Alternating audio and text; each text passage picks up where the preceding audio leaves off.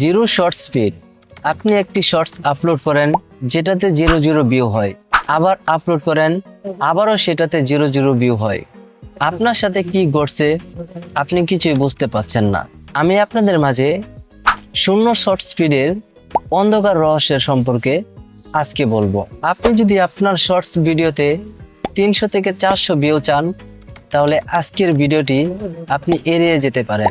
কারণ আজকের ভিডিওতে আমি আপনাদেরকে দেখাবো আপনার শর্টস ভিডিওতে কিভাবে 1 মিলিয়ন থেকে 2 মিলিয়ন ভিউজ নিয়ে আসবেন। তবে আজকের ভিডিওতে দেওয়া এই পয়েন্টগুলো আপনাদেরকে অবশ্যই ফলো করতে হবে।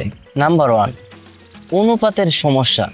আপনি এই ভিডিওগুলো দেখেন যারা মিলিয়ন ভিউ পেয়েছে, আর আপনি ডান পাশের ভিডিওগুলো দেখেন যারা মাত্র কয়েকটি ভিউ পেয়েছে। এখানে পার্থক্যটা কি জানেন না। কারণ এই সাইডের ভিডিওগুলোতে 9:16 রেশিওটা তারা ব্যবহার করেছে, আর এই সাইডের যে ভিডিওগুলো দেখছেন সেগুলোতে কিন্তু এই রেশিওটা ব্যবহার করে নাই। আর এই রেশিওটা ব্যবহার না করে যদি আপনি ইউটিউবে ভিডিও আপলোড করেন, তাহলে ইউটিউব বুঝে নেবে যে এটা শর্টস ভিডিও নয়। প্রথমে কাইনমাস্টারে চলে যাবেন, তারপর এই রেশিওটা সিলেক্ট করে তারপর আপনার ভিডিওটা এডিটিং করবেন। Number 2, delete video.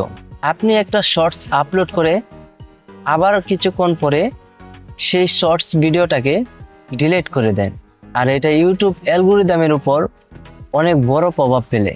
তাই আপনি ভিডিও আপলোড করার আগে আপনার ভিডিওটা ভালোভাবে এডিটিং করবেন, ভালোভাবে ট্যাগ এবং টাইটেল সব কিছু দিয়ে আপনি তারপর ভিডিওটাকে আপলোড করবেন।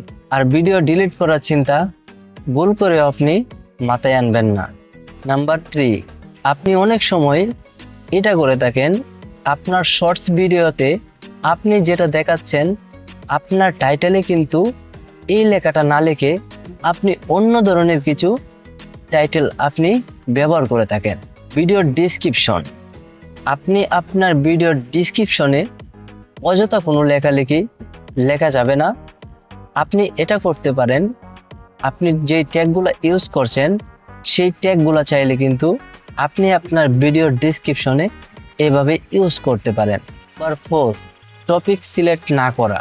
প্রথম দিন আপনি ফানি ভিডিও দিলেন, দ্বিতীয় দিন আপনি গেমিং ভিডিও তৈরি করলেন, তৃতীয় দিন আপনি টেক ভিডিও তৈরি করলেন। তাই ইউটিউব বুঝতে পারে না কারা আপনার সঠিক অডিয়েন্স।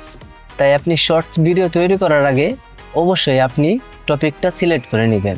নাম্বার 5, আপনি একটা শর্টস আপলোড করে আপনি সেই ভিডিওটাকে বুস্ট করার জন্য পাগল হয়ে যান, আর একটা শর্টস আপলোড করার পর আপনি সেই শর্টসের লিঙ্কটা আপনার বন্ধু বান্ধবের কাছে দিয়ে দেন।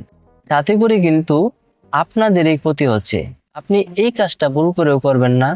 আপনি অন্যর ভিডিওতে গিয়ে কমেন্ট করে বলেন আমি আপনাদেরকে সাবস্ক্রাইব করব, আপনি আমাদের সাবস্ক্রাইব করেন। এটা ভুল করেও করা যাবে না। সো গাইস, এই বিষয়গুলো মেনে যদি আপনি একটি শর্টস চ্যানেল খুলে আপনি যদি সেখানে ভালো ভালো শর্টস আপলোড করতে পারেন, আপনি মিলিয়ন ভিউ পেয়ে যেতে পারেন। সো গাইস, এই ছিল আজকের ভিডিও। দেখা হচ্ছে অন্য কোনো নতুন এরকম ইন্টারেস্টিং ভিডিও নিয়ে। সবাই ভালো থাকবেন, সুস্থ থাকবেন।